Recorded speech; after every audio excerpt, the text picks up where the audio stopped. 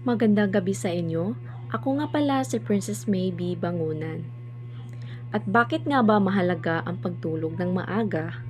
Bueno, mahalaga talaga na dapat tayo ay matulog sa wasto na oras para ang buong lakas ng ating katawan na ating ginamit at pagod sa pagsasagawa ng ating mga gawain, lalong-lalo na sa paaralan, ay ating ma-recharge sa pamamagitan ng pagpapahinga. Dahil para sa akin, ang pagtulog na maaga ay nakakatulong ito para ang katawan natin ay mas maging aktibo pa para sa mga activities na ating ginagawa at hindi lang yan, nakakatulong din ito para tayo ay makapag-focus palalo sa ating mga iba pang ginagawa gaya ng pakikinig ng mga lecture na sinasabi ng ating guro sa harapan. At hindi lang yan, nakakatulong din ito para tayo ay makapag-concentrate at mas lalo pang mapalawak ang ating isipan sa iba pang mga bagay.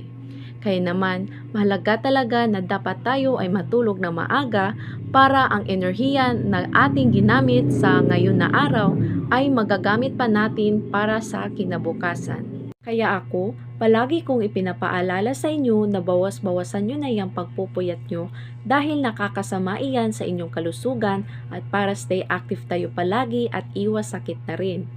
Kung ikaw ay mahilig magpuyat, halak ka, bad habits yan. Kaya habang maaga pa ay baguhin mo na yan dahil wala rin yang magandang maidudulot para sa iyong sarili. Tapos ka na ba sa mga gawain mo? Tara, samahan mo ko at matulog na tayo ng maaga.